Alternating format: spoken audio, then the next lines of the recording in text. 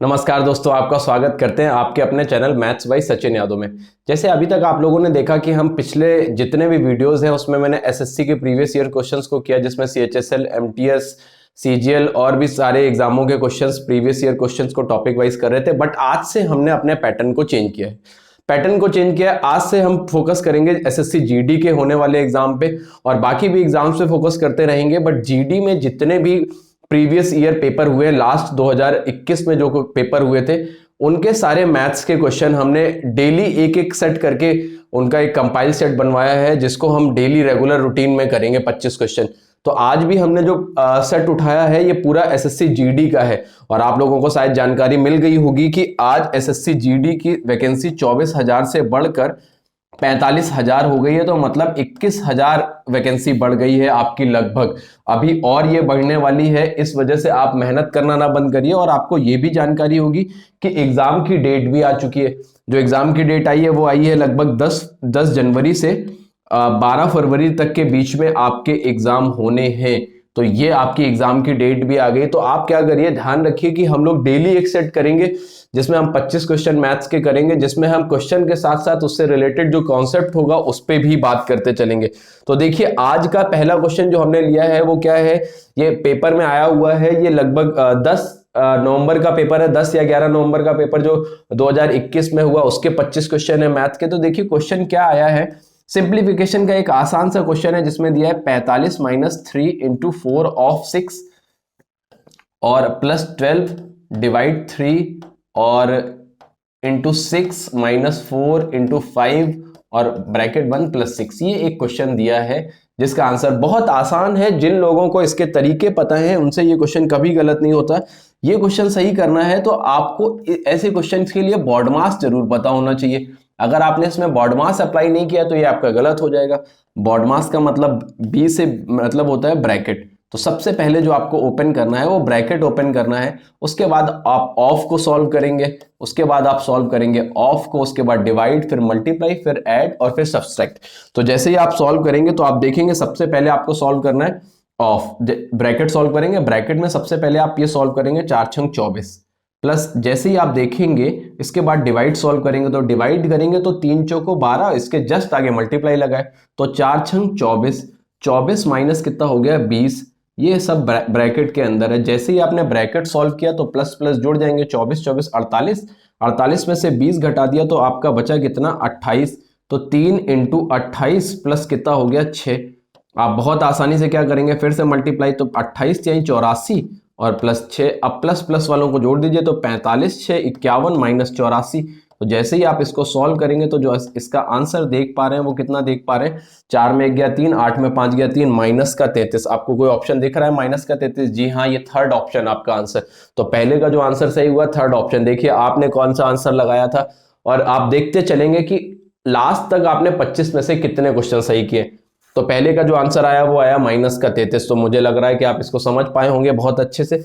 चलते हैं दूसरे क्वेश्चन की तरफ। जो दूसरा क्वेश्चन है वो क्या है, देखिएगा ध्यान से करते चलिए। बहुत अच्छे अच्छे क्वेश्चन है, सारे प्रीवियस ईयर हैं, तो दिमाग लगा के करते चलिएगा। ऐसे ही क्वेश्चन फिर से इस साल भी आएंगे। अगर आप अच्छे से कर ले जाएंगे क्वेश्चन तो आपका बहुत फायदा होने वाला। देखिए क्या कह रहा है कि 36 मीटर जूट बेचने पर एक दुकानदार को 12 मीटर जूट के विक्रय मूल्य के बराबर राशि का लाभ अर्जित होता है, उसके लाभ का प्रतिशत। देखिए कितना आसानी से कह रहा है कि 36 मीटर बेचने पे। मैंने इस सवाल को करने के हमेशा से 2 तरीके बताए हैं। एक तरीका बताया है कि आप 1 मीटर का रेट 1 रुपए मान लीजिए। तो अगर इसने 36 मीटर जूट बेची है, 1 मीटर 1 रुपए की बेचता है, तो 36 मीटर 36 रुपए की बेच दी, तो जो सेलिंग प्राइस आ गया वो कितना हो गया आपका 36। और उसने 12 मीटर जूट के विक्रय मूल्य का लाभ कमा लिया। तो 1 मीटर अगर 1 रुपए की है तो 12 मीटर 12 रुपए की, 36 रुपए की चीज बेची है और 12 रुपए का प्रॉफिट कमाया, तो खरीदा कितने का होगा 24 का। तो आपको पता चल गया कि इसने 12 का प्रॉफिट कमाया है, 24 इसका सीपी था, इंटू 100 कर देंगे तो जिसका प्रॉफिट का परसेंट दिखेगा वो आपको बहुत आसानी से दिख सकता है 50%। कितना दिख जाएगा 50%। एक बार फिर से समझ लीजिएगा, 36 मीटर जूट बेची है और हमने सेलिंग प्राइस को 1 मीटर का रेट 1 रुपए मान लिया है। अगर 1 मीटर का रेट 1 रुपए है तो 36 मीटर का 36 रुपए हो गया। 12 मीटर विक्रय मूल्य का लाभ कमाया तो 12 रुपए का लाभ कमाया, 36 रुपए का बेचा है, 12 रुपए का लाभ कमाया तो खरीदा कितने का होगा, 24 का। अब आप यहां से आराम से हल कर सकते हैं। अगर आप इसका बेसिक करेंगे तो आप इसका बेसिक करने के लिए आपको क्या करना पड़ेगा कि 36 का सेलिंग प्राइस माइनस 36 का कॉस्ट प्राइस बराबर आपको करना पड़ेगा 12 का सेलिंग प्राइस। यहां से आप इसको सॉल्व करके सीपी और एसपी का रेशियो बनाएंगे और आप इसी तरीके का रेशियो बनाएंगे। और आप यहां से भी देख रहे हैं 50% का लाभ, इसको सॉल्व करेंगे तो मैं सॉल्व भी कर दे रहा हूं कि 36 का कॉस्ट प्राइस बराबर कितना हो गया। अब अगर आप इसको उधर लेके जाएंगे, इसको उधर लेके जाएंगे तो 24 का सेलिंग प्राइस। आपने जैसे ही इसको काटा तो आप देखेंगे इसको काट के कि 12 3 36 और 12 दूनी 24, तो इसने सीपी जो आ गया वो आ गया 2 और सेलिंग प्राइस जो हो गया वो 3। रेशियो पलट जाएगा 2 से 3, 2 रुपए का खरीदा 3 रुपए का बेचा, 1 रुपए का फायदा बटे 2 पे इंटू 100, तो ये आपका कितना हो गया 50% का प्रॉफिट। तो एक तरीका ये हो गया, एक पहले वाला। तो जो पहले बताया है ये आपका आसान तरीका है, आप इसी को सीख के जाइए और इसी से सवाल लगाइए। एक आराम से करने वाला क्वेश्चन जो आपको 2 नंबर दिलाएगा आराम से। तो बढ़ते हैं आगे सवाल की तरफ। कोई भी समस्या हो मैं बहुत आराम से समझाने की कोशिश करूंगा, कोई भी समस्या हो तो आप जरूर बताते रहें हमको कि ये समस्या आ रही है। चलते हैं तीसरे सवाल की तरफ। जो तीसरा सवाल था वो क्या था देखेंगे। ये रहा आपका तीसरा सवाल। देखिए कितना आसान सवाल है। पहले सवाल को अच्छे से समझ के बनाने की कोशिश करिए, जब आपको दिक्कत होगी तो सवाल बताया जाएगा, बहुत आराम से आप कर ले जाएंगे। कह रहे हैं कक्षा 9 और 10 में क्रमशः 42 और 45 छात्र हैं। तो कक्षा 9 में जो छात्र हैं वो आपको पता है कि 42 है, और कक्षा 10 में जो छात्र हैं वो आपको पता है 45 है। ये आपको पता है कि 45 छात्र हैं। इसके बाद आपको ये पता है कि 9 और 10 में लड़के और लड़कियां 9:5 के अनुपात में है। तो 9 में जो लड़के लड़कियां हैं वो 9:5 के अनुपात में है बॉयज और गर्ल्स, और जो 10 में लड़के लड़कियां हैं वो 8:7 के अनुपात में, 8:7 के अनुपात में। तो कह रहा है दोनों कक्षाओं में मिलाकर लड़कों की कुल संख्या और लड़कियों की कुल संख्या। तो 9 5 14 का वैल्यू अगर आपको 42 दिया है तो 1 का वैल्यू 3 हो गया, 3 में 27 लड़के हो गए, 3 5 15 लड़कियां हो गई। इसमें देखेंगे 8 7 15 का वैल्यू अगर 45 है तो 1 यूनिट का वैल्यू 3 हो गया, 3 8 24 लड़के हो गए, 3 7 21 लड़कियां हो गई। अब हमसे कह रहा है कि लड़कों और लड़कियों की कुल संख्या, यहां से लड़के हैं 27, यहां से हैं 24, तो जो टोटल लड़के हो जाएंगे वो हो जाएंगे 27 और 24 मिलाकर 51। कह रहा है कि अंतर बताना है। और यहां से जो 15 लड़कियां हैं 21, तो ये कितना हो गया 36। तो इनका जो अंतर बताना है वो आप देख पा रहे हैं कि कितना आ रहा है 15। तो जो आपका आंसर हो गया वो कितना हो गया 15। एक बार फिर से समझिएगा, आपको क्लास 9th के बच्चे पता थे 42, इनको आपने बांट लिया, लड़के 27 लड़कियां 15, लड़के 27 और लड़कियां 15। यहां से देखेंगे आपने लड़के कितने देखे, यहां से देखे कि लड़के आपने देखे 24 और लड़कियां देखी 15 21, तो आपने देखे कि दोनों में मिलाकर लड़के कितने हो रहे हैं 51, दोनों में मिलाकर लड़कियां कितनी हो रही हैं 36। आपने अंतर कर लिया तो आपने देखा कितना आंसर आ गया 15, यही आपने आंसर टिक कर दिया। ये था तीसरे क्वेश्चन का आंसर।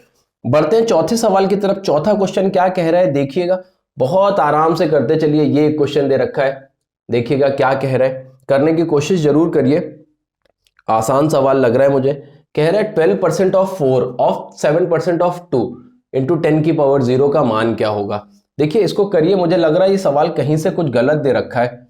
12% मतलब 12/100, 4% 4/100 इंटू 7% 7/100 ये, और आपको दे रखा है ऑफ 2 इंटू 10 की पावर 0, 2 इंटू 10 की पावर 0 का मान 1 हो गया। अगर आप इसको हल भी करेंगे तो 7 दूनी 14, 14 चौको आपका 56, 56 इंटू 12 करेंगे तो 12 छंग 72, 7 12 पंचे 60 और 7 कितना हो गया 672 बटे ये हो जाएगा आपका 2 2 4 2 6 10 की पावर 6। मुझे लग रहा है ये टाइपिंग मिस्टेक है, यहाँ पे होगा 10 की पावर 6। तो इंटू कितना बना रखिए 10 की पावर 6, तो 10 की पावर 6 से 10 की पावर 6 खत्म, और आपका जो आंसर आ गया वो आ गया 672। एक बार फिर से समझ लीजिएगा इस सवाल को, कुछ नहीं करना, थोड़ी सी टाइपिंग मिस्टेक थी, वहां 10 की पावर 0 की जगह 10 की पावर 6 होगा। आपको दे रखा है 12% ऑफ 4 ऑफ 7% ऑफ 2 इंटू 10 की पावर 6। तो मैंने क्या कर दिया, ऑफ का मतलब होता है मल्टीप्लाई, सबको पता है, तो ऑफ वाले सारे क्या करते चले गए मल्टीप्लाई करते चले गए। 10 की पावर 6 को छोड़ दीजिए, क्योंकि पहले आपको ऑफ वाले सॉल्व करने होते हैं। तो जैसे ही आप इतने को सॉल्व किया तो आपने देखा 672 बटे 10 की घात 6 आ गया, 10 की घात 6 से 10 की घात 6 कट गया, तो आपका जो आंसर आ गया वो 672 आ गया। देखिए बहुत आसान सा सवाल है, इसको बनाने की कोशिश करिए, कोई दिक्कत नहीं है, वो उसको पहले सही कर लीजिएगा। 10 की पावर 0 की जगह क्या कर लीजिएगा 10⁻⁶। ये चौथा सवाल और आसान सवाल। बढ़ते हैं पांचवें सवाल की तरफ। पांचवा नंबर क्वेश्चन क्या कह रहा है, देखते जाइएगा, एक से एक बेहतर सवाल जो आपके एग्जाम में आ चुके हैं पहले से, हम उनको कर रहे हैं आज। तो देखिए अगला क्वेश्चन देखिएगा क्या कह रहा है, थोड़ा सा दिमाग लगा के करने की कोशिश करेंगे। कह रहा है 112 सेंटीमीटर, 44 सेंटीमीटर और 25 सेंटीमीटर भुजाओं वाले एक ठोस धातु के आयताकार ब्लॉक, मतलब आपको क्यूबॉइड पता है, घनाभ पता है, ये जो पता है आपको घनाभ पता है, जिसकी L, B और H आपको पता है, लेंथ, विड्थ और हाइट पता है, इसको पिघलाकर 35 सेंटीमीटर त्रिज्या वाले एक बेलन में ढालना है, तो बेलन का वक्रपृष्ठ का क्षेत्रफल बताना है। देखिए तो जब आप बेलन, मैंने बताया है 3D आकृतियों को जब एक आकृति से दूसरी आकृति में ढाला जाए तो आयतन जो होते हैं वो समान होते हैं। तो आपको पता है 112 इंटू 44 इंटू आपको 25 के बराबर, इसके आयतन को बराबर कर दीजिए पाई आर स्क्वायर एच को। पाई का वैल्यू आपको 22/7 दे रखा है, रेडियस आपको पता है 35, तो इंटू 35 कर लीजिए और यहां से आप हल करके एच निकाल लीजिए, हाइट निकाल लीजिए कि हाइट क्या होगी।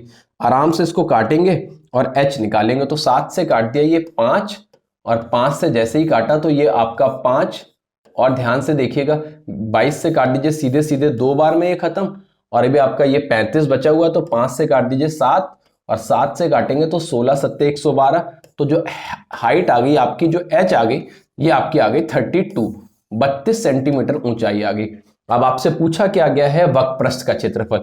तो आप सबको पता है जो बेलन का वक्रपृष्ठ होता है वो होता है 2 पाई आर एच।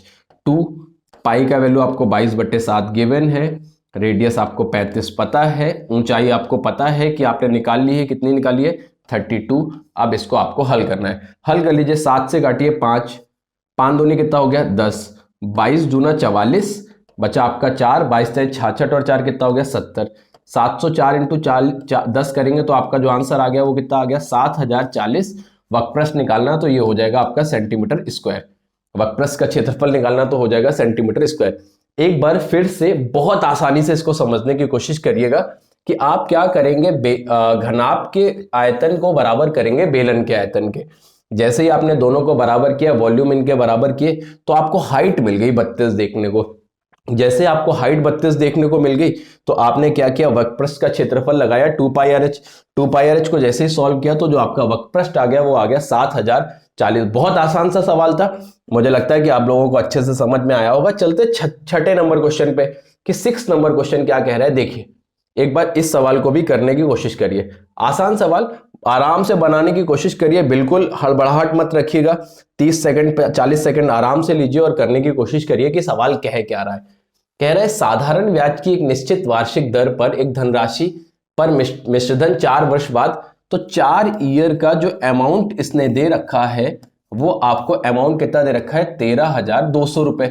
ऐसे ही आपको 8 वर्ष का अमाउंट दे रखा है, जो 8 साल का अमाउंट दे रखा है ये इसने कितना दे रखा है, आप देखेंगे 16,400 रुपए ये दे रखा है। आपने देखा यहां से अंतर कितने साल का है, 4 साल का, और यहां से अंतर कितना देख रहे हैं 3200। तो आपको 4 साल का इंटरेस्ट जो ब्याज देखने को मिला वो आपको मिल गया 3200 रुपए।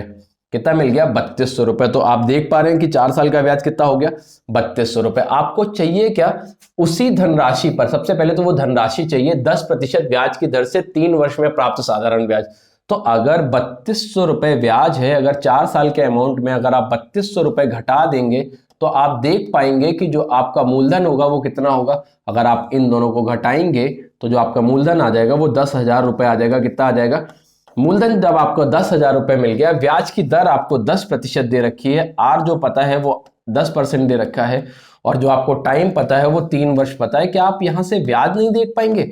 10% 3 साल के लिए 30% और 10,000 का 30%, तो जो आपका ब्याज आ गया वो कितना आ गया 3,000 रुपए। कितना आ गया 3,000 रुपए। आपका कोई ऑप्शन दिया नहीं है, शायद इसमें मिस्टेक रही होगी कुछ, तो इसका आंसर जो आएगा वो कितना आएगा 3,000 रुपए। फिर से एक बार इसको समझने की कोशिश करिएगा, आसान सवाल है, आप कर ले जाएंगे। 4 साल का अमाउंट पता था, 8 साल का अमाउंट, दोनों के बीच में 4 साल का अंतर है, और वहां से सीधे सीधे आपको 4 साल का ब्याज 3200 रुपए देखने को मिला। अगर आप 4 साल के अमाउंट में 4 साल का ब्याज घटा देते हैं तो आपके पास जो मूलधन आया वो कितना आ गया 10,000 रुपए मूलधन अगर आपका 10,000 रुपए है और ब्याज की दर आपको 10% पता है और 3 साल का ब्याज चाहिए, तो जो आपका ब्याज आएगा वो कितना आएगा? 3,000 रुपए। तो जो इसका सही आंसर होगा वो 3,000 रुपए होगा, जो किसी ऑप्शन में मिल नहीं रहा है। तो देखिएगा इसका जो सही आंसर होगा वो 3,000 रुपए होगा। बढ़ते हैं अगले सवाल की तरफ। 7 नंबर क्वेश्चन क्या कह रहा है, देखिए, एक बल्लेबाज ने, करने की कोशिश करिए, आप खुद से एक बार बनाने की कोशिश करिए, उसके बाद हम आपको समझाएंगे। वीडियो पॉज करिए, 30 सेकंड का टाइम लीजिए, अपने आप से बनाइए, देखिए कैसे आप बना पाते हैं या नहीं बना पाते। आसान है, एक एक करके मेहनत करते जाइए, आप पक्का जीडी में अच्छे से आपका सिलेक्शन हो सकता है। कुछ बहुत कठिन जैसा कुछ नहीं होता है। कह रहे एक बल्लेबाज ने 124 रन बनाए। कितने रन बनाए? 124, 124 रन बनाए, जिसमें 6 चौके और 10 छक्के। 6 चौके का मतलब 24 रन हो गए चौके से, और 10 छक्के का मतलब 60 रन हो गए छक्के से। तो चौके छक्के से इसने 84 रन बनाए। तो स्कोर में कितने प्रतिशत रन विकेटों के बीच दौड़ के बनाए? तो भैया आपको पता चल गया कि 124 में से 84 रन तो इसने चौके छक्के से बना लिए। तो दौड़ के कितने बनाए? तो जैसे ही आप घटाएंगे आपको पता है 40 रन इसने दौड़ के बनाए विकेट के बीच में, इंटू कितना कर दीजिए 100। 4 से कट रहा है, काट लीजिए 31, और ये कितना हो गया 25। 25 चौको कितना हो गया? 100। ये हो गया आपका 1000/31। अब 1000/31 अब लगाओ दिमाग भाग देने में। पूरा भाग दोगे तो बहुत समय लगाओगे, तो 31 से भाग दोगे 3 बार में 93। 93 हो गया, 93 बचा कितना भैया? 7 हो गया 70। 21 दूना 31 दूना 62, 32 सही 8/11%, कोई सॉरी 8/31% आपको कोई ऑप्शन दिख रहा है, तो ये चौथा ऑप्शन इसका सही आंसर। फिर से समझो, एक बल्लेबाज ने 124 रन बनाए, जिसमें से 6 चौके और 10 छक्के मारे। उसके बीच स्कोर में कितने रन विकेटों के बीच दौड़ के बनाए, ये बताना है आपको। आपको पता है 6 चौके मारे तो 24 रन, 10 छक्के मारे तो 60 रन, 60 और 24 हो गए 84 रन। तो 124 में 84 रन तो बनाए इसने भाग के, तो बचे कितने रन? 40 रन, ये विकेटों के बीच दौड़ के बनाए होंगे। तो जितने लोग क्रिकेट में इंटरेस्टेड है उनके लिए सवाल बहुत आसान है, कि उनको आता है कि कितनी तेज निकालना है इसका आंसर। बढ़ते हैं अगले सवाल की तरफ। अगला क्वेश्चन क्या कह रहा है? 8वां नंबर। देखिए, करते जरूर जाइए एक एक सवाल को। देखिए आज बहुत बढ़िया सवाल, दिमाग लगाइएगा, आराम से बनने वाला क्वेश्चन है कि आपसे कह क्या रहा है और करना क्या है। कह रहा है एक व्यक्ति 1600 मीटर लंबे मार्ग को 4 मिनट में पार करता है, उसकी चाल बतानी है। 4 मिनट में पार करता, तो चाल बतानी किलोमीटर प्रति घंटे में। करो, अटेम्प्ट करो। चाल बराबर फॉर्मूला क्या होता है? दूरी बटे समय। दूरी आपको 1.6 किलोमीटर हो गई। 1600 मीटर का मतलब 1.6 किलोमीटर लिख सकते हैं, क्योंकि किलोमीटर प्रति घंटे में बतानी है। और 4 मिनट को आप क्या करो, 4 मिनट को घंटे में बदलेंगे तो ऊपर घूम के कितना चला गया? 60। अब इसको आप आराम से हल कर लीजिए, दशमलव से 0 खत्म, 4 एकम 4, 4 चौको 16, 6 चौको, तो जो चाल आ गई वो कितनी आ गई? 24 किलोमीटर प्रति घंटे। तो जो आपका आंसर आया वो कितना आया? 24 किलोमीटर प्रति घंटे। इससे आसान सवाल कोई बना नहीं होगा अभी तक, ये समझ लीजिए इस ब्रह्मांड में। कितना सरल सवाल है। आपको 1600 मीटर लंबी बता रहा तो 1.6 किलोमीटर प्रति घंटे में बनाना, तो पहले ही किलोमीटर प्रति घंटे में बदल लीजिए। 1600 मीटर का मतलब हो गया 1.6, 4 मिनट का मतलब हो गया 4/60, और चाल बराबर, हमें तो लगता है कि तुम्हें पता है कि दूरी बटे समय होता है, इतना तो पता ही होगा भैया। अगर ये भी नहीं पता तो फिर तुम जीडी का एग्जाम छोड़ दो। चाल बराबर दूरी बटे समय, बहुत आसान है, आराम से कर सकते हो, आराम से करो। चलते हैं अगले सवाल की तरफ। अगला देखिएगा क्या कह रहे हैं। 9 नंबर, पढ़ के करने की कोशिश करिए। देखिए आसान सा सवाल है, इसको बनाएंगे जरूर। अच्छे से कोशिश करिए कि कह क्या रहा है, पूरा सवाल पढ़ो, क्योंकि कुछ अच्छे सवाल भी आते हैं और वो उनको बिल्कुल छूटने नहीं चाहिए। कह रहा है रवि और सुमित, ये 2 लोग हैं, रवि और सुमित। कह रहा है कि इनका वेतन का अनुपात 4:5 है। इनके वेतन का अनुपात कितना है भाई? 4:5।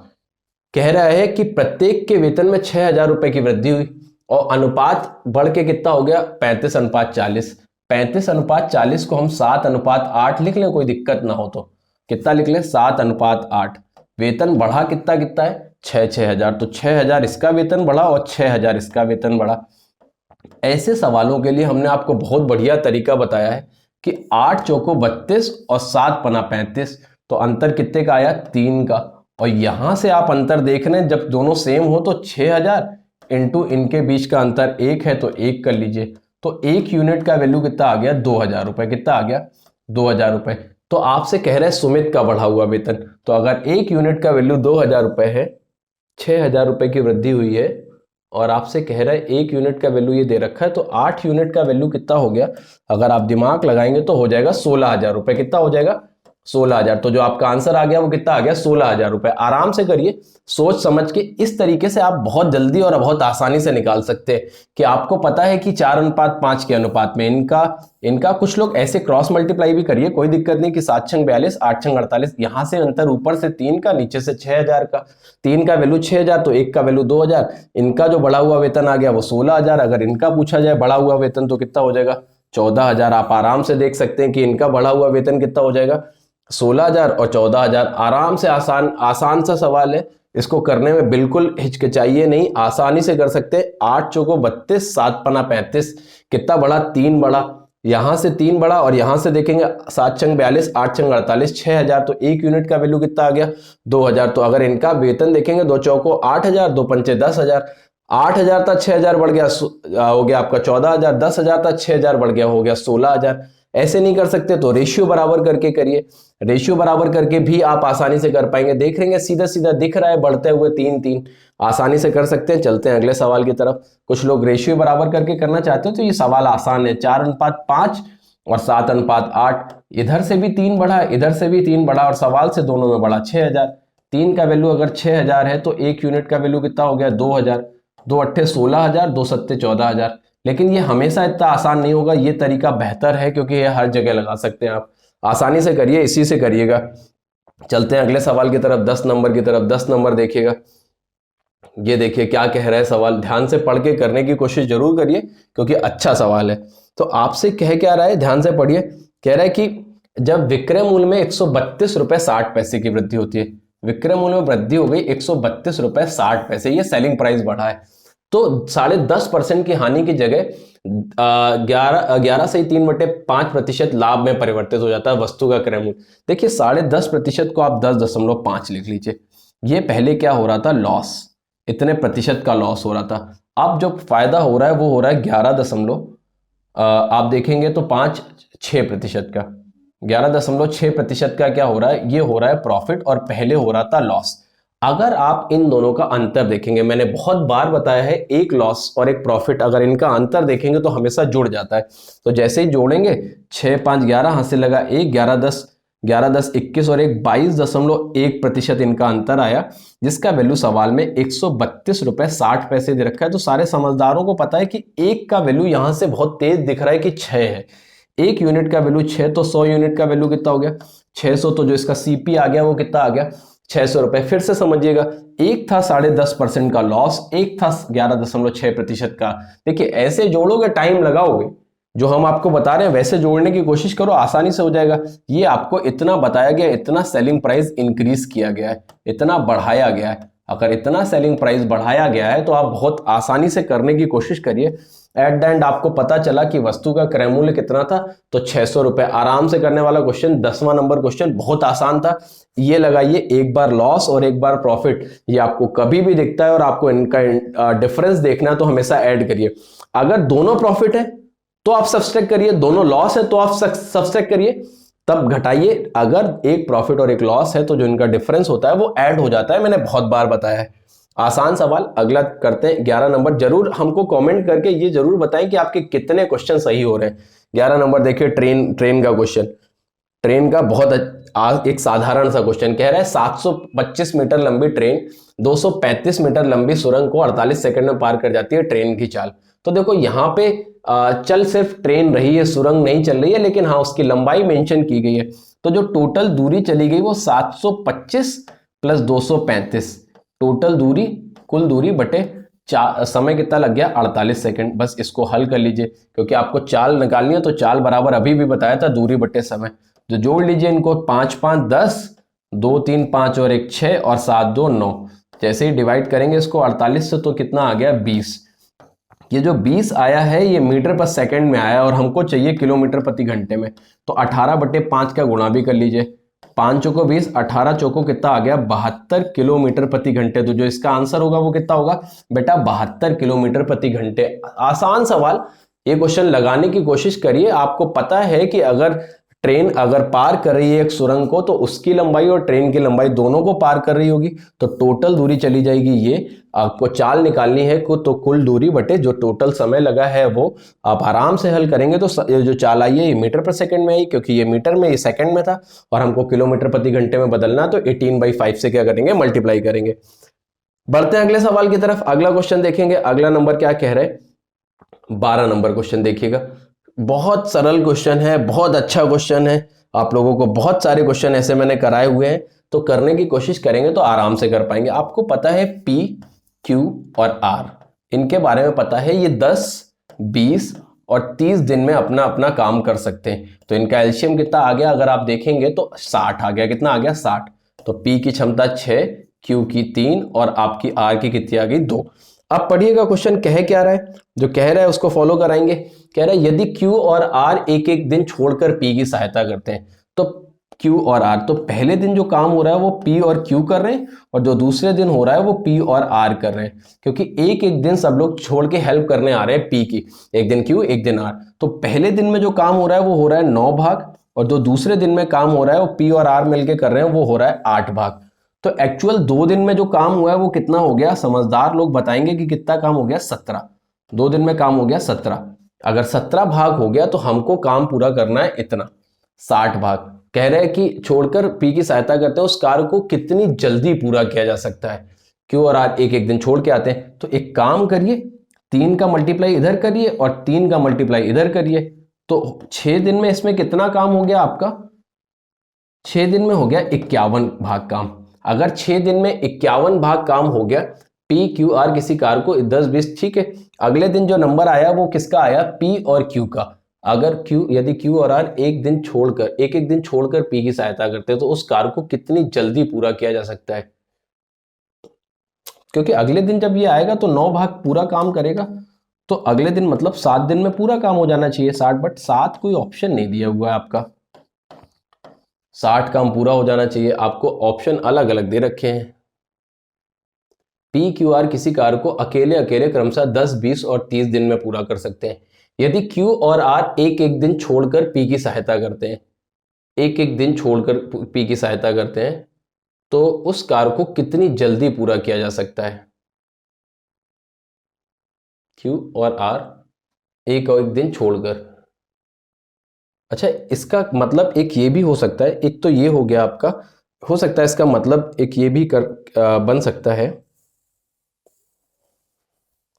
एक बार देखिएगा, ध्यान से समझिएगा, थोड़ा सा हो सकता है समझने में मिस्टेक हुई हो।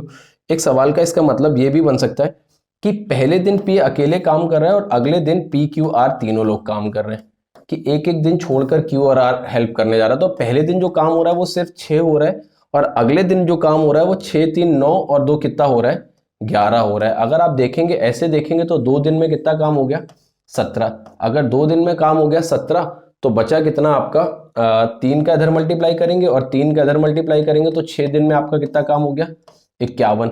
अगले दिन A का नंबर, तो इसने अगले दिन काम किया, तो ये हो गया आपका 6 काम और हो गया, तो 7 दिन में हो गया 57।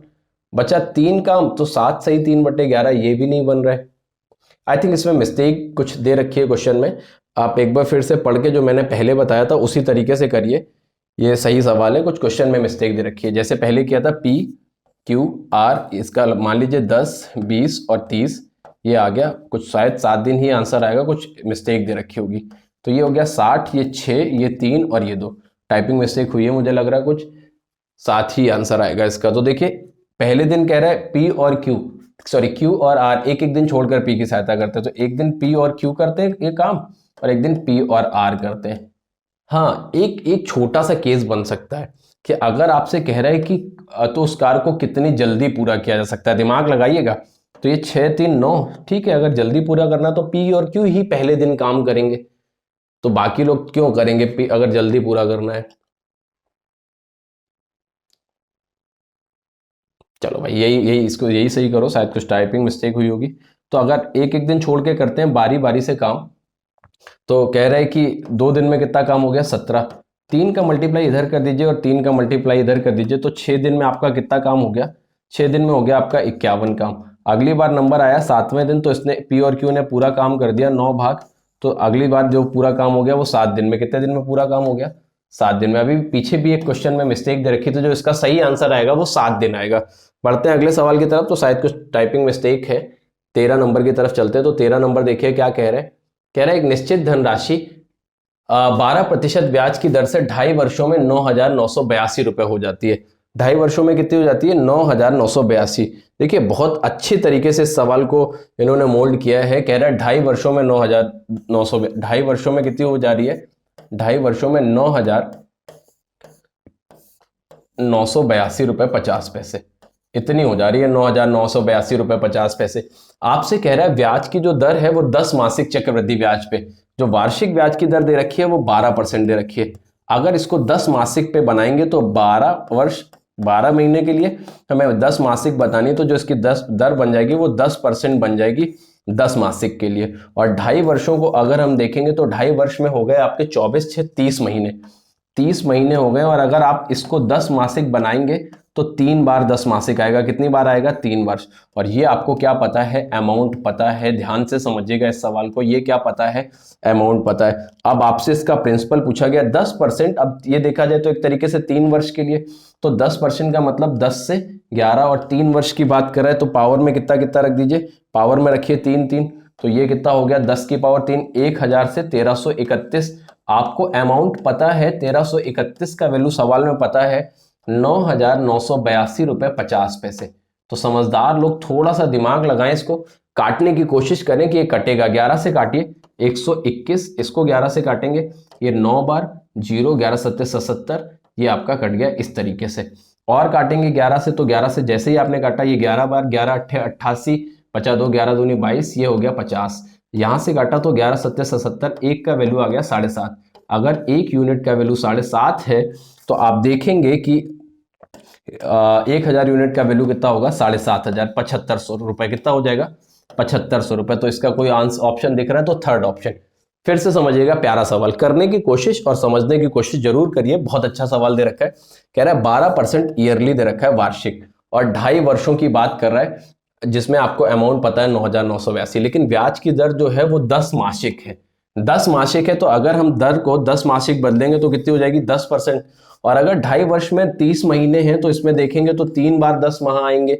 तो अब ये जो केस बन गया, ये जो आपका केस दिख रहा है, ये दिख रहा है 10% का और 3 बार का। तो 10% 3 बार, 10 से 11 पावर में 3, प्रिंसिपल हो गया आपका, ये अमाउंट हो गया। ये अमाउंट आपको पता है, प्रिंसिपल आपको निकालना है। इस तरीके से करिए, आसानी से कर पाएंगे। चलते हैं अगले क्वेश्चन की तरफ। 14 नंबर क्वेश्चन क्या कह रहे हैं देखेंगे। आप कह रहे हैं एक कुर्सी अंकित मूल्य पर 10% की छूट पे बेची जाती है। करने की कोशिश करिए, आसान सवाल है ना। एक कुर्सी किस पे बेची जाती है? 10% छूट पे। 10% छूट का मतलब क्या हो गया? अगर एमआरपी 10 थी तो भाई 10% छूट पे जो सेलिंग प्राइस हो गया वो 9 हो गया। और सेलिंग प्राइस आपको 9 का वैल्यू सवाल में कितना पता है? 720। तो एक यूनिट का वैल्यू कितना आ गया? 80। और आपने एमआरपी कितना देख लिया? 8 दाम 80, 800 रुपए। आपको एमआरपी कितना मिल गया? 800 रुपए। क्वेश्चन पढ़िएगा अच्छा अच्छे से। 720 रुपए। कुर्सी का क्रय मूल्य 640 रुपए। कुर्सी का सीपी कितना पता है आपको? 640 रुपए। अब आपसे कह क्या रहा है? यदि इसे अंकित मूल्य पर बेचा जाए तो लाभ प्रतिशत। अंकित मूल्य कितना आ गया? 800 रुपए। सीपी कितना है? 640। अगर इस पे बेचेंगे तो फायदा कितने का है? 160 रुपए का। सीपी कितना है? 640 इंटू कितना कर दिया जाए? 100। तो फायदे का प्रतिशत कितना आएगा? 16 चौको 64, 4 से काट दीजिए 25%। एक बार फिर से समझिएगा, हम आपको समझा रहे हैं, ध्यान से समझिएगा। आपको कह रहे हैं कुर्सी अंकित मूल्य पर 10% की छूट के बाद 720 रुपए में बेची जाती है। 10% की छूट मतलब 10 से 9, 9 का वैल्यू 720, तो 1 का वैल्यू कितना हो गया? 80। तो 10 का वैल्यू कितना हो गया? 800 रुपए। आपका एमआरपी कितना आ गया? 800 रुपए। अब आपको कुर्सी को एमआरपी पे ही बेचना है और कॉस्ट प्राइस कुर्सी का 640 रुपए, मतलब जो डब्बे पे लिखा है उतने पे ही बेच दो। तो 800 रुपए लिखा है, 800 की बेच दो। और उसकी सीपी कितनी है? 640। 640 की चीज अगर 800 में बेचेंगे तो फायदा कितने का? 160 का। कितने पे? 640 पे। इंटू कितना करेंगे? 100। तो कितने परसेंट का फायदा? 25% का। तो आंसर कौन सा सही? Third option. आपने कौन सा सही किया है जरूर देखिए। चलते हैं 15वें नंबर क्वेश्चन पे, क्या है देखते जाइएगा। 15 नंबर क्वेश्चन ये देखिए, एक बहुत बेहतर सवाल नंबर सिस्टम का, समझदार लोगों के लिए है ये नंबर सिस्टम के। अगर आप प्रीवियस ईयर क्वेश्चंस को उठा के देखेंगे, ऐसे बहुत सारे सवालों को हमने किया है। आपको ये पता है कि 8, 9, 5, 6 और 3, x, 8, 7 और y, ये आपको पता है, ये संख्या जो कट रही है 72 से कट रही है। जो संख्या 72 से कटती है वो 8 से भी कटनी चाहिए और 9 से भी कटनी चाहिए। तो बेटा 8 से कटने का रूल क्या होता है कि किसी भी संख्या के अंतिम 3 डिजिट अगर 8 से कटते हैं तो पूरी संख्या 8 से कटती है। तो अंतिम 3 डिजिट ये हैं, इनको आप 8 से काटने जाएंगे तो 8 एकम 8, उसके बाद बचा 70। अब 70 की लाइन में कौन सी संख्या है जो 8 से कटती है? क्या 71 कटती है? क्या 72 कटती है? हाँ 72 कटती है, तो y का वैल्यू 2 मिल गया। क्या और कोई कटती है? देखिएगा 73 नहीं कटती, 74, 75, 76 कुछ नहीं कटती, तो सिर्फ 72 कटती है, तो y का वैल्यू कितना मिल गया? 2। अब y का वैल्यू आ गया, तो अब आपको निकालना x का वैल्यू क्या होगा। तो आप क्या देखेंगे कि अब 9 के रूल को चेक करो भाई, 8 के रूल का यूज खत्म, अब 9 का रूल। 9 का रूल क्या कहता है हमारा कि अंकों का योग 9 से विभाजित हो। तो जब आप देखेंगे, देखो 6 3 9, ये तो 9 से कट गया, 9 9 से ऑलरेडी कट गया, 7 और 2 9, ये भी कट गया, 8 8 16 5 21 देखा आपने, कितना देखा? 21। 21 में कितना जोड़ोगे कि ये पूरा 9 से कट जाए? 6। तो x का वैल्यू कितना मिल गया? 6। हमको चाहिए क्या? Square root of 7x minus का 3y। आपने x का वैल्यू देखा 6, तो 7 छंग कितना हो गया? 42, माइनस y का वैल्यू कितना देखा? 2, 3 दूना 6, 42 में 6 घटाया 36, 36 का वर्गमूल कितना आया? 6। तो जो आपका आंसर आ गया वो सेकंड ऑप्शन। समझने की कोशिश करिए कि सबसे पहले आपने y का मान निकाला, वो किससे निकाला? 8 के रूल से। 8 के रूल से 8 7y दे रखा था, लास्ट के 3 डिजिट को देखा 8 से भाग के देके, तो y का वैल्यू आ गया 2। y का वैल्यू 2 रखा, फिर 9 का रूल। 9 का रूल क्या होता है कि अंकों का योग 9 से पूरा पूरा कट जाए, तो हमने अंकों का योग काट के देखा 9 से, तो x का वैल्यू y का वैल्यू दोनों मिल गए। y का वैल्यू मिला 6 और x का वैल्यू मिला 6 और y का वैल्यू मिला 2। दोनों को उठा के रख दिया और हल करके देख लिया कि इसका मान क्या आएगा, तो आंसर कितना आ गया? 6। और अच्छे से समझना है तो नंबर सिस्टम का जो वीडियो कराया है उसमें जाके देखिए। अगले सवाल पे चल रहे हैं। देखिए ये एक बहुत बढ़िया HCF का सवाल, लास्ट संडे की ऑफलाइन क्लास में जब हमने आपको पढ़ाया तो HCF का रिवीजन कराया, वहां पे आपसे ये सवाल क्या कह रहे हैं कि 398, 437, 5425 कह रहा है वो को विभाजित करने वाली सबसे बड़ी संख्या कौन सी है, और शेषफल कितना कितना बचना है? 7, 12 और आपको 2। जैसे ही आपने देखा इसको घटाया तो ये आपका बचा 391, ये बचा आपका 435 और ये आपका कितना बचा? 5423। आपको जब बड़ी से बड़ी संख्या HCF निकालनी है तो HCF निकालने के लिए आपको एक तरीका बताया गया है। ये आपका 435 नहीं बचेगा, 425 बचेगा। थोड़ा सा दिमाग लगाइएगा, ये कितना बचेगा जब घटाएंगे? तो 425 बचेगा। 7 में 2 गया 5, 3 में गया तो 425। हमने बताया दो नियरेस्ट का अंतर देखेंगे, इन दोनों का अंतर देखेंगे तो आपको दिख रहा है 34 और 2 से कुछ भी नहीं कट रहा, तो 2 हो गया यूजलेस। तो बचा कितना? 17। 2 बचा कितना? 17। तो जो आपका आंसर हो गया वो कितना हो गया? 17। बहुत आसान सवाल है HCF, अभी अभी आपने रिवाइज किया है, लास्ट संडे मैंने ऑफलाइन क्लास में इसको रिवाइज कराया।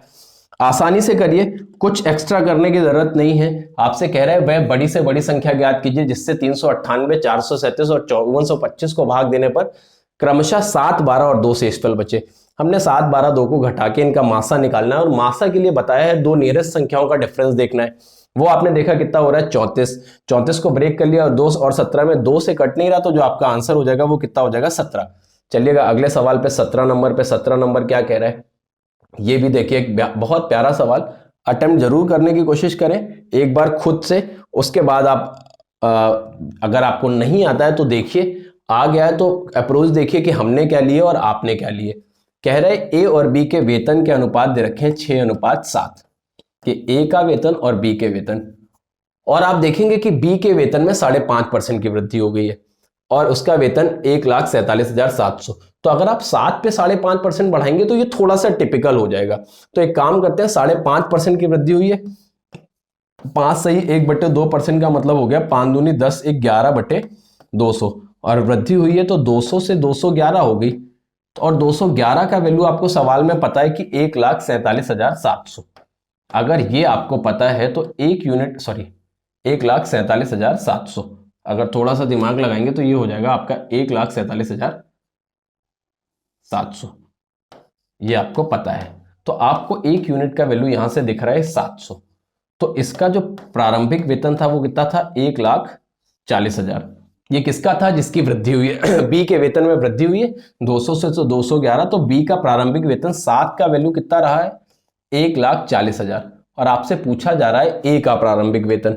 तो अब आप यहां से देखिए, अगर 7 का वैल्यू 1,40,000 है तो 1 का वैल्यू देखेंगे तो 7 दूनी 14, 20,000। तो 6 यूनिट का वैल्यू कितना आ गया? 1,20,000। ऐसा कोई ऑप्शन देख रहे हैं आप? तो ये सेकंड ऑप्शन। एक बार फिर से समझेंगे, अगर आप 7 पे 5.5% बढ़ाने जाएंगे ना, तो वहां से सवाल को आप जानबूझ के थोड़ा सा टिपिकल कर रहे हैं। आप दिमाग लगाइए कि ए बी के वेतन के अनुपात है, इसको बाद में यूज करेंगे, पहले बी का वर्तमान वेतन निकाल लें। 5.5% की वृद्धि, हमने इसको 11/200 बनाया, बढ़ा है तो 200 से 211 हो गया।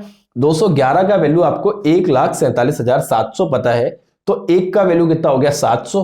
तो 200 का वैल्यू कितना हो गया? 1,40,000। तो मतलब बी का प्रारंभिक वेतन जो था वो था 1,40,000। तो अगर 7 का वैल्यू 1,40,000 है तो 1 का वैल्यू 20,000, तो 6 का वैल्यू कितना हो जाएगा? 1,20,000। ये सवाल का सही जवाब होगा। बढ़ते हैं अगले सवाल की तरफ, 18 नंबर पे आते हैं। 18 नंबर क्या कह रहा है देखिएगा, ये देखिए, एक बार करने की कोशिश करिए। ऐसे कितने सवाल आप पा रहे हैं जो मैंने आपको ऑफलाइन क्लास में नहीं कराए हैं, ये भी आप कमेंट करके बता सकते हैं। ऐसा कोई भी सवाल मुझे अभी तक नहीं दिखा है जो हमने आपको ऑफलाइन क्लास में ना कराया हो। देखिए क्या कह रहे हैं, पढ़िए एक बार इसको। कह रहा है कि 2760 रुपए की धनराशि को इस प्रकार दो भागों में बांटा गया कि 5% साधारण ब्याज की दर से 2 और 4 वर्षों के लिए निवेशित किया जाता है और उन पर प्राप्त होने वाले मिश्रधन बराबर हैं, तो निवेश किए गए धन एक दूसरे भाग की राशि ज्ञात कीजिए। निवेश किए गए दूसरे भाग की राशि बतानी है। देखिए 2760 रुपए ये 2 भागों में इन्वेस्ट किया गया है। एक भाग पे 2 वर्ष के लिए और दूसरे भाग पे 4 वर्ष के लिए 5% ब्याज की दर से। तो हमने बताया है 2 वर्ष के लिए 5%। अगर मिश्रधन किया है तो 100 प्लस कर दीजिए, और इधर से करेंगे तो 100 प्लस 4 वर्ष के लिए 5%, 4 इंटू 5%, तो ये कितना बन गया आपका? Sorry, 4 into 5%। तो ये अगर आप देखेंगे यहां से, ये अगर आप यहां से देखेंगे तो ये हो जाएगा आपका 110 और ये हो गया 120। और हमने आपको बताया है कि इसके बाद इसके रेशियो पलट लिए जाते हैं, तो इसके मूलधन के रेशियो क्या बन गए? 12:11। एक बार फिर से समझिए, अगर ये सिर्फ ब्याज कहता तो 100 नहीं जोड़ा जाता, सिर्फ ब्याज के लिए करते और फिर रेशियो बना के उसको पलट लेते। लेकिन अमाउंट के लिए कह रहा है तो हमने आपको बताया हुआ है कि 100 प्लस 2 वर्ष के लिए 5%, 110 ये हो गया, 120 ये हो गया। ये इनके मिश्रधन के अनुपात 11:12, तो मूलधन के अनुपात 12:11। यहां से टोटल पैसा हो रहा है 23, और सवाल से टोटल पूरा पैसा हो रहा है 2760। तो अगर आप इसको हल करेंगे तो 1 यूनिट का वैल्यू हो गया 27, 23 से कम 23 बचा 4, 120। और हमको बताना है 11 यूनिट का वैल्यू, तो ये कितना हो जाएगा? 1320। तो जो सेकंड दूसरा भाग हो गया वो कितना हो गया? 1320। आराम से कर सकते हो ऐसा सवाल। हमने 2 वाला छोड़िए, हमने आपको क्लास में 3 वाला कराया है। आप आराम से करो, कोई दिक्कत आ रही है तो कमेंट करके बताओ। ये प्रोसेस आप पहले सीख चुके हो और आप आराम से कर सकते हो। अगर कोई भी दिक्कत आ रही है तो जरूर बताएं। और अगर आप बेसिक से करना चाहते हो तो मैंने आपको ये बेसिक से भी बताया, लेकिन आप ऐसे करिए। और जिन्होंने नहीं सीखा वो लोग भी ध्यान दें कि आपको 100 रुपए को थोड़ी देर के लिए मूलधन मान लिया और 2 वर्ष के लिए 5%, तो ये 110 हो गया। इधर भी 100 रुपए मूलधन मान लिया, ये 120 हो गया। अगर ये बराबर है तो रेशियो पलट के ये P1 और P2 के रेशियो बन गए, मूलधन पहले और दूसरे मूलधन के बीच के। यहां से टोटल धनराशि 23 का वैल्यू आपको 2760 पता है, तो 1 का वैल्यू 120 हो गया, तो 11 का वैल्यू कितना हो जाएगा? 1320। तो ये हो गया आपका 18 नंबर क्वेश्चन। चलते हैं 19 नंबर क्वेश्चन देखते हैं। 19 नंबर क्या कह रहा है देखिए, फिर से सिंप्लीफिकेशन का क्वेश्चन। और सिंप्लीफिकेशन का क्वेश्चन हम पहला क्वेश्चन एक कर भी चुके हैं, जरूर अटेम्प्ट करिए, इसको भी करेंगे कि क्या करना है। आपका दे क्या रखा है पहले नोट कर लेते हैं, तब तक आप लोग जरूर इसको हल जरूर करते चलिए, नहीं मजा नहीं आएगा आपको।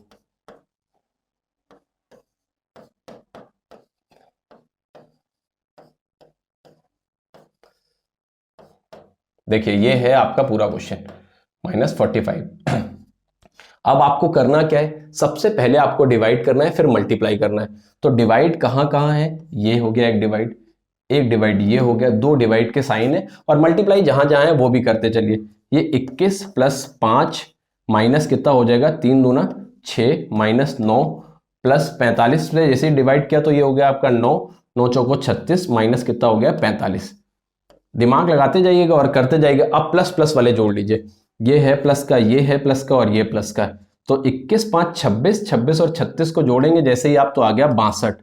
और माइनस, जैसे ही माइनस माइनस को जोड़ेंगे तो 45 और 9 54, 54 और 2 कितना हो गया आपका 56, कितना हो गया 56। जैसे ही 62 में 56 घटाया तो जो आपका आंसर आ गया वो कितना आ गया 6। तो जो आपका आंसर हो गया वो कितना हो गया 6। एक बार फिर से समझिएगा क्या किया, सबसे पहले डिवाइड किया, ये 3, ये डिवाइड किया 9, तो 3 और 9 ये आपके लिख लिया हमने, मैंने ये 9 चौको 36 हो रहा था, 36 लिख लीजिए, 7 21, 5 माइनस जैसे डिवाइड किया ये 2, सॉरी ये कितना आएगा 2, 2 माइनस 9 प्लस 36 माइनस 45, पूरा प्लस प्लस वाले एक साथ जोड़ लिए, माइनस माइनस वाले एक साथ जोड़ लिए और हल कर लिया। इसका आंसर कितना आ जाएगा 6। चलते हैं अगले सवाल पे, देखिएगा 20 नंबर क्वेश्चन क्या कह रहा है। ये देखिए, कह रहा है अनु किसी कार्य को करने में बिन्नी से 4 गुना कार्य कुशल है। यहाँ पे एफिशिएंसी दे रखी है, दो लोगों की क्या दे रखी है, एफिशिएंसी। कह रहा है अनु किसी काम को करने में बिन्नी से 4 गुना कार्य कुशल है। तो ये हो गया इनकी एफिशिएंसी, 4 गुना कार्य कुशल है। वे एक साथ मिलकर किसी कार्य को 7 घंटे में कर सकते हैं। अच्छा, एक साथ मिलकर, ये इनकी एफिशिएंसी पता है। ये अनु एक घंटे में 4 भाग काम करती है और बिन्नी काम करता है 1, तो दोनों मिलकर 1 घंटे में 5 भाग कर रहे हैं, तो 7 घंटे में पूरा काम कर रहे हैं, तो 7 पना 35, ये टोटल वर्क हो गया। अब ये काम कराना किससे, अनु से। अनु की क्षमता कितनी है 4, तो 35/4, जो आपका आंसर आएगा वो कितना आ जाएगा 35/4। ये इसका आसान सा सवाल आसानी से किया जा सकता है। एक बार फिर से बता सकते हैं, अनु क्या कह रहा है, अनु की कार्य क्षमता बिन्नी से 4 गुना है, तो बिन्नी की 1, तो अनु की कितनी हो गई 4। यहां से दोनों 1 घंटे में 5 भाग काम कर रहे हैं, तो 7 घंटे में कितना हो गया 35। ये काम किससे कराना, अनु से कि बिन्नी से, अनु से कराना, तो 35/4। तो अनु का काम कितना, अनु के जो दिन आ गए वो कितने आ गए 35/4। ये 20 नंबर का आंसर हो गया, थर्ड ऑप्शन। देखिए आपने कौन सा टिक किया है। अगले सवाल पे चल रहे हैं, 21 नंबर पे देखिएगा। देखिए दिमाग लगाइए, पढ़ के एक बार करने की कोशिश जरूर करिए। 21 नंबर कह रहा है एक समबाहु त्रिभुज का परिमाप 36√3। तो समबाहु त्रिभुज का परिमाप होता है 3a। 3a का वैल्यू दे रखा है 36√3। अगर आप यहां से a देखेंगे तो कितना आ गया 12√3। और आपसे पूछ क्या रहा है, आपसे पूछ रहा है उसकी ऊंचाई क्या होगी। तो समबाहु त्रिभुज की जो ऊंचाई होती है वो होती है h बराबर √3/2a। √3/2a आपको पता है 12√3। जैसे ही आप इसको डिवाइड करेंगे तो 6 √3 3, 6 कितनी होगी 18। तो जो इसका आंसर आ गया वो कितना आ गया 18 सेंटीमीटर। अगर आप चाहते हैं हम आपको इसका सॉल्यूशन करके दिखाएं, जिसको फॉर्मूला नहीं याद है वो लोग भी निकाल सकते हैं, क्योंकि a आपको कितनी पता है 12√3। अगर a आपको 12√3 पता है तो आपको ऊंचाई बतानी है, तो ये जो इतनी बची ये बची आपकी 6√3, और ये पता है आपको 12√3, और आपको ऊंचाई बतानी है, तो आप यहां से ये h, ये आपका 90 डिग्री बन गया। यहां से आप पाइथागोरस थ्योरम से भी लगा सकते हो, आराम से h निकाल सकते हो, h² + 6√3 का होल स्क्वायर। ये वो लोग करेंगे जिनको फॉर्मूला नहीं याद है तब। अगर आपको फॉर्मूला याद है तो आप आसानी से फॉर्मूले से लगाइए, सीधे सीधे बनता है। तो ये अगर आपको फॉर्मूला नहीं याद है तो आप ये तरीका लगाइए, और अगर याद है तो h बराबर √3/2 है, तो यहां से कितना आंसर आ जाएगा 18 सेंटीमीटर। ये 21 नंबर का क्वेश्चन, आंसर आराम से लगाइए 18 सेंटीमीटर। देखिए एडवांस मैथ के भी 2-3 क्वेश्चन आपको देखने को मिलते हैं, तो उस पर भी काम करना है आपको। ये देखिए 22 नंबर कह रहा है यदि दो संख्याओं का औसत 13, एवरेज कितना पता है 13। अगर एवरेज 13 पता है तो आपको क्या पता है कि x + y/2, x + y/2 13 है, तो x + y कितना हो जाएगा। अगर एवरेज 13 पता है तो योग कितना हो जाएगा 26, और उन संख्याओं के गुणनफल का वर्गमूल, तो गुणनफल का वर्गमूल, तो ये √xy आपको पता है 12, तो x × y कितना हो जाएगा 144। कह रहा है इन संख्याओं के बीच अंतर। तो ये संख्याएं आपको सोचनी पड़ेंगी कि ये संख्याएं क्या क्या बनाएंगी। तो अगर आप दिमाग लगाएंगे इन दोनों संख्याओं को लेके, तो जो आप दिमाग लगाएंगे, क्योंकि हल करेंगे तो टाइम लगेगा। एक हो गई आपकी 18, एक 8, 18 × 8 = 144, 18 और 8 को जोड़ने पे 26 आ भी रहा है। तो इन संख्याओं का अंतर पूछ रहा है, तो 18 और 8 का अंतर जो आंसर हो गया वो क्या हो गया सेकंड ऑप्शन। ऐसे सवालों को हल करने से पहले आप थोड़ा सा समय दिया करिए सोचने पे। सोचने पे बन जाती हैं संख्याएं, क्योंकि इंटीजर होगा तभी तो आप इस तरीके का कर पाएंगे। नहीं तो अगर आपको पूरा हल करना है तो आपको ये लगाना पड़ेगा x + y का होल स्क्वायर बराबर हो जाएगा x - y का होल स्क्वायर, और ये हो जाएगा प्लस का 4xy। यहां से सॉल्व करके x माइनस वाई का वैल्यू निकाल लीजिए तो भी आपका आंसर आ जाएगा। लेकिन आप इस तरीके का दिमाग लगाइए, ये करने में टाइम लगता है, तो आपको टाइम का भी ध्यान रखना है कि आपके पास कितना टाइम है। अगले सवाल पे चल रहे हैं, 23 नंबर देखिएगा। 23 नंबर क्या कह रहे हैं, कह रहा है 10 प्रेक्षणों का औसत, अटेम्प्ट करिए इसको। कह रहा है 10 प्रेक्षणों का औसत, 10 प्रेक्षणों का औसत 46 है। तो 10 संख्याओं का जो एवरेज पता है वो कितना पता है आपको, पता है 10 संख्याओं का एवरेज 46। कह रहा है एक संख्या को गलती से 142 के स्थान पर 42 पढ़ लिया गया। 142 के स्थान पर 42 पढ़ लिया गया तो संख्या कितनी कम पढ़ी गई, 100 कम पढ़ी गई कितनी संख्याओं पे, 10 पे। तो एक पे कितनी कम पड़ी गई, 10। अगर एक पे 10 कम पड़ी गई और इसको सही करना है तो ये एवरेज 46 से बढ़ के जो आपका आंसर हो जाएगा वो कितना हो जाएगा, 56। कितना हो जाएगा, 56। एक बार फिर से दिमाग लगाइए, सरल क्वेश्चन, पूरा करने की कोई जरूरत नहीं है, जो तरीका बताया जा रहा है इसको समझने की कोशिश करिए। 10 संख्याओं का एवरेज पता था 46, परंतु गलती से हुआ क्या, एक संख्या को 142 को 42 पढ़ लिया गया, तो गलती से इस संख्या को 100 कम पढ़ा गया। 100 कम पढ़ा गया 10 संख्याओं पे, तो एक पे 10 कम पढ़ा गया। 46 को अगर 10 कम पढ़ा, इसको सही पढ़ेंगे तो कितना हो जाएगा, 56।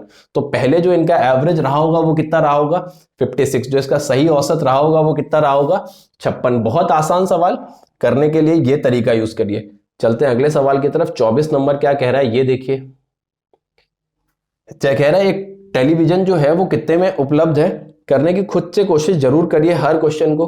कह रहा है 14,500 रुपए।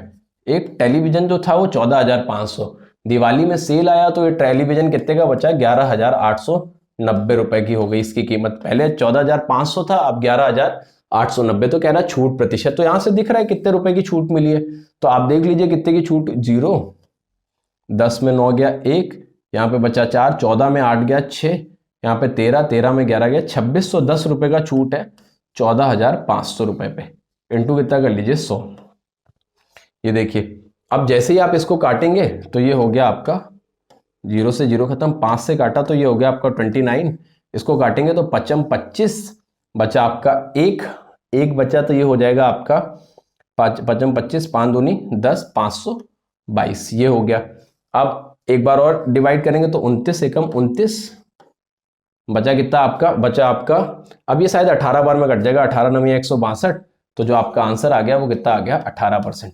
एक बार फिर से समझ लीजिए, करना क्या है, दिमाग लगाना है कि ये आपका दे रखा था एमआरपी, जब सेल आई तो इसका सेलिंग प्राइस कितना हो गया 11,890, तो छूट कितने का मिला 2610 रुपए का, 14,500 पे इंटू 100 कर लीजिए, हल कर लेंगे तो जो आपका आंसर आया वो कितना आ गया 18%। ये हो गया 24 नंबर क्वेश्चन। चलते हैं आखिरी क्वेश्चन की तरफ, 25 नंबर। वो क्या कह रहा है, ध्यान से समझिएगा कि 25 नंबर क्वेश्चन क्या कह रहा है।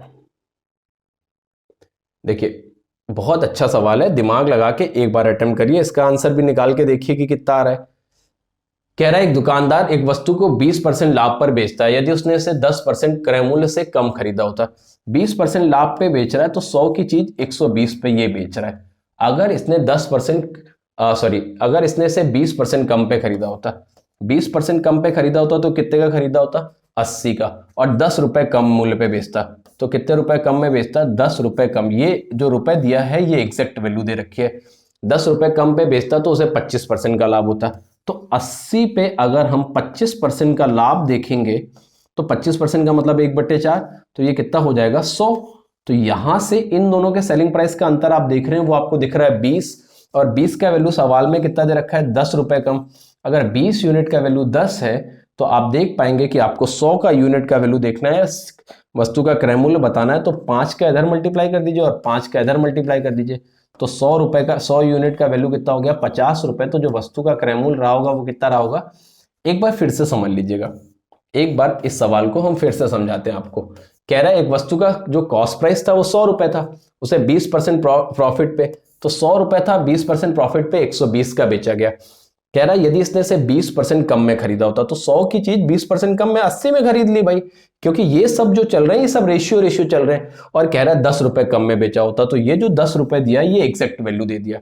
10 रुपए कम में बेचा होता तो 25% का, अब 25% का जो फायदा होगा वो इस वाले सीपी पे होगा। अगर 80 पे 25% का फायदा, 25% मतलब 1/4, 80 पे 1/4 का फायदा तो 20 का फायदा, तो नया सेलिंग प्राइस कितना आ गया 100, पुराना सेलिंग प्राइस था 120, नया आ गया 100, कितने रुपए कम है 20। उस 20 का वैल्यू सवाल में कितना पता है 10 रुपए, 20 का वैल्यू 10 रुपए मतलब जितना यूनिट है उसका जस्ट आधा, तो 100 का वैल्यू 50 रुपए, तो जो इसका आंसर हो जाएगा वो कितना हो जाएगा 50 रुपए। तो मुझे लग रहा है कि मैंने 25 क्वेश्चंस का एकदम सही से और अच्छे से सॉल्यूशन दिया है और आपने भी ये सवाल लगाए होंगे। आप लोग मुझे कमेंट सेक्शन में ये जरूर बताएंगे कि 25 में से कितने क्वेश्चन आपके सही हुए, और अगर वीडियो को समझने में कोई भी समस्या हुई तो वो भी कमेंट में बताएं। आने वाले वीडियो में हम उस पर काम करेंगे। और अगर वीडियो पसंद आया है तो चैनल को लाइक, शेयर और सब्सक्राइब करना ना भूलें। Thank you very much.